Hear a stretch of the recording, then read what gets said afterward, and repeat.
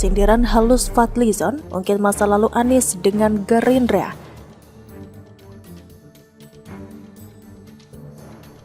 Sebelum kita lanjut, jangan lupa subscribe dan nyalakan loncengnya agar Anda menjadi yang pertama mendapatkan informasi dari jurnal terupdate. Akun Twitter nalar @paltiwes mencuitkan Anies memang pengkhianat, akhirnya dikhianati, sambil mengomentari artikel berita Kompas yang berjudul Fadlizon kenang saat Gerindra mati-matian dukung Anies jadi Gubernur DKI Jakarta. Wakil Ketua Umum Gerindra Fadlizon baru-baru ini memang bercerita ketika Anies Baswedan menjadi calon Gubernur DKI Jakarta pilihan Gerindra 2017 silam. Fadli mengaku sebagai pihak yang mengusulkan Anies sebagai calon gubernur. Bahkan draft kesepakatan dicalonkan bersama Sandiaga Uno pun Fadli yang tulis tangan. Sebenarnya waktu itu pertama kali ikut mencalonkan dan membuat draft kerjasamanya dengan Sandiaga Uno itu saya, pakai tulisan tangan saya. Nah, saya mengusulkan waktu itu kepada forum untuk Pak Anies menjadi calon gubernur, kata Fadli di Kompleks Parlemen Senayan, Jakarta, Rabu 5 Oktober 2022. Anggota Komisi 1 DPR ini juga mengingatkan kembali ketika Gerindra mati-matian mendukung Anies di DKI. Ketika lihat dinamika politik ini masih panjang, Pak Anies kan juga dulu pernah kami calonkan. Kita dukung mati-matian untuk memenangkan Pilkada DKI, kata Fadli. Dia tidak gamblang menyebut peluang Gerindra mencalonkan Anies, namun Fadli mengatakan proses pemilihan Anies ketika di DKI terjadi di detik-detik akhir. Ketika proses dinamikanya, ya biasalah last minute gitu. Last day, last minutes, tinggal. Apa itu pada tahun itu ya, jadi masih panjang. Lihat saja kan perubahan-perubahan sangat dinamis.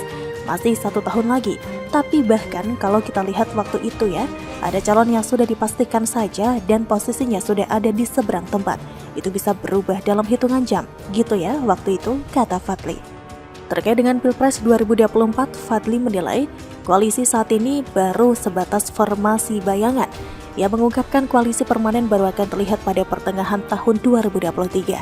Karena kita akan membutuhkan 20%. Nah, 20% itu angka yang cukup tinggi. Kita harapkan nanti ya mungkin pertengahan tahun depan sudah kelihatan formasi yang sesungguhnya. Kalau ini kan masih formasi bayangan, kata Fadli. Sebelumnya Nasdem mendeklarasikan Gubernur DKI Jakarta sebagai calon presiden di Pilpres 2024. Bahkan petinggi partai Gerindra enggan berkomentar ihwal video viral Anies Baswedan yang berjanji tidak akan menjegal Prabowo Subianto sebagai presiden. Gerindra cuma memberikan nasihat. Sekjen Partai Gerindra Ahmad Muzani mengatakan dirinya tidak bisa menanggapi banyak lantaran yang berjanji bukan dari Gerindra. Muzani menyarankan agar video tersebut diklarifikasi langsung kepada Anies. Coba tanyakan kepada Pak Anies, itu video asli atau bukan, atau hoax atau asli, kata Muzani di Kompleks Parlemen Senayan, Jakarta, Kamis 6 Oktober 2022. Muzani kemudian memberikan nasihat sekaligus mengingatkan bahwa apabila memang ada janji, sebaiknya sebagai seorang politisi maupun pemimpin, janji tersebut bisa dipegang. Politisi, pemimpin itu yang dipegang omongannya, kata Muzani. Sementara itu, Wakil Ketua Umum Partai Gerindra Fadlizon mengatakan tidak mengetahui detail kapan waktu video viral Anies. Saya nggak tahu itu videonya kapan ya, tapi saya kira ya setiap orang pasti punya hak untuk menentukan pilihan-pilihannya, dan kita serahkanlah pada masyarakat, pada rakyat untuk menentukan, karena itulah demokrasi, tutur Fadli. Untuk diketahui, Partai Nasdem mengambil langkah cepat untuk menyambut pemilu 2024, sebab pada Senin 3 Oktober 2022 kemarin, Ketua Umum Nasdem Surya Paloh mendeklarasikan Gubernur DKI Jakarta Anies Baswedan menjadi bakal calon presiden tahun 2024. Anies pun telah menyanggupi deklarasi Anies tersebut meski mengaku masih akan fokus menyelesaikan tugas sebagai Gubernur DKI Jakarta sampai 16 Oktober 2022 mendatang. Sikap Anies ini pun membuat publik kembali mengungkit janji sang gubernur untuk tidak menjegal dan mengkhianati promotornya. Dalam hal ini berarti Menteri Pertahanan Prabowo Subianto. Hal ini seperti terlihat di video berdurasi 37 detik yang diunggah akun Twitter @husnulch_. Saya tidak ingin menjadi bagian dari daftar orang yang mengkhianati promotornya. Saya tidak ingin menjadi orang yang menjegal promotornya. Ucapan ini seperti dikutip suara.com pada Selasa 4 Oktober 2022. Saya sampaikan berkali-kali bahwa saya tidak ingin menjegal. Saya tidak mau menjadi orang yang dibawa berhadapan dengan Pak Prabowo dan menghentikan Pak Prabowo. Lanjutnya, pernyataan ini sendiri sebenarnya disampaikan Anies ketika diwawancarai di kanal YouTube Kumparan berkaitan dengan dugaan Anies akan mencalonkan diri di pemilihan presiden 2019.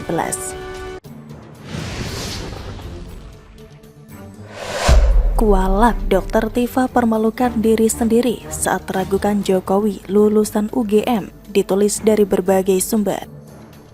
Sebelum kita lanjut, jangan lupa subscribe dan nyalakan loncengnya agar Anda menjadi yang pertama mendapatkan informasi dari jurnal terupdate.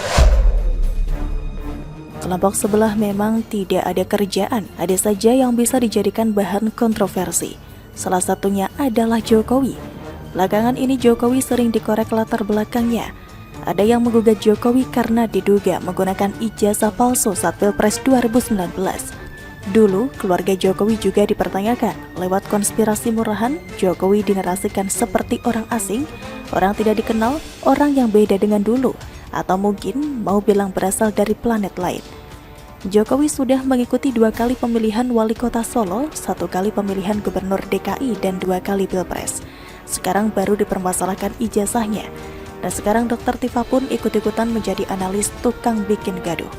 Ini terkait dengan foto Jokowi dulu dan sekarang. Dia mengunggah foto wisuda Presiden Jokowi di UGM dan menyebut bahwa itu merupakan foto 2 orang yang berbeda. Melihat hal itu, Ketua Ikatan Alumni Sekolah Tinggi Filsafat Dryarkara atau IKAD, Justinus Prastowo meneruskan pengumuman pengurus STF Dryarkara yang membantah bahwa Dr. Tifauzia Tiasuma adalah bukan lulusan program S3 atau doktor dari Sekolah Tinggi Filsafat yang terletak di Rawasari, Jakarta Timur tersebut.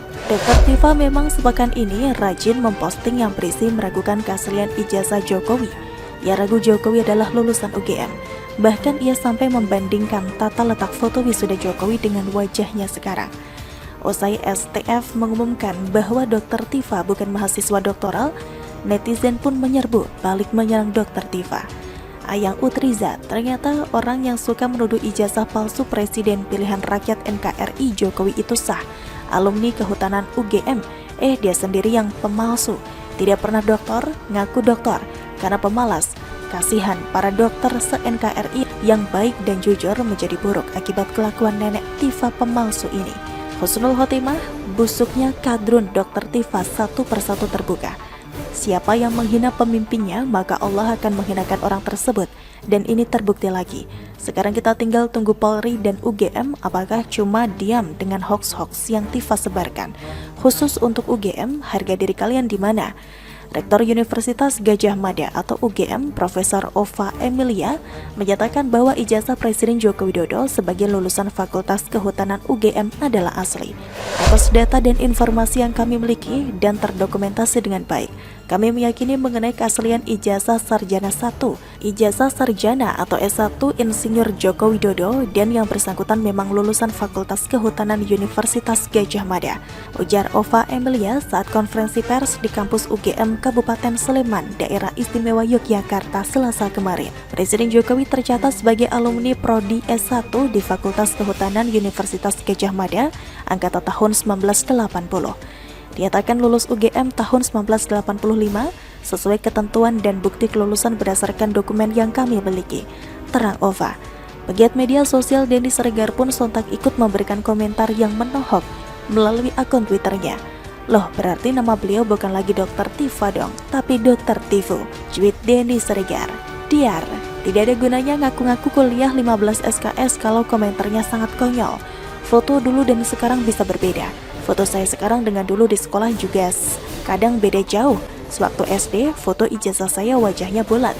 Sewaktu SMP, foto wajah saya hitam karena dulu suka bermain di bawah terik matahari. Saat SMA terjadi perubahan drastis. Wajah saya lonjong karena kurus. Saat itu memang kurus banget, cuma 45 kg. Sekarang wajah saya beda jauh dengan saat itu. Apakah saya orang yang berbeda? Hanya orang stres yang bisa ambil kesimpulan itu. Belum lagi zaman sekarang banyak orang yang operasi kecantikan sehingga anatomi wajah bisa berbeda. Hanya orang stres yang menggunakan foto sebagai perbandingan lalu bikin kesimpulan sesat. Dulu ada juga dokter, anaknya Pak Tua tukang nyinyir. Dia juga mengklaim dirinya dokter kompeten, bisa membedakan mana bekas operasi dan mana bekas ditonjok. Padahal dia melihat langsung wajah Ratna Sarumpait, tapi bisa bikin kesimpulan meyakinkan. Akhirnya itu salah. Ratna menipu, entah dokter sembarangan bicara atau sengaja bikin gaduh, tapi pura-pura ditipu. Kalian pasti tahu dong dokter yang mana? Kesimpulannya adalah sepintar dan seencer apapun otak seseorang, kalau sudah berpolitik terlalu dalam, apalagi bergabung dengan kubu sebelah, maka mereka akan menjadi orang konyol, seolah tidak pernah sekolah. Makanya sungguh berat menjadi seperti kelompok sebelah.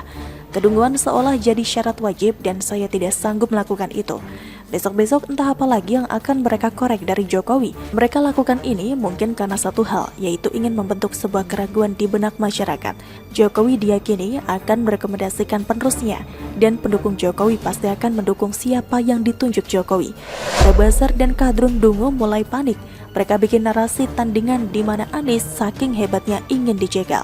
Mereka juga berusaha mendowngrade Jokowi lewat identitas dan latar belakang masa lalu agar publik ragu dan akhirnya tidak percaya.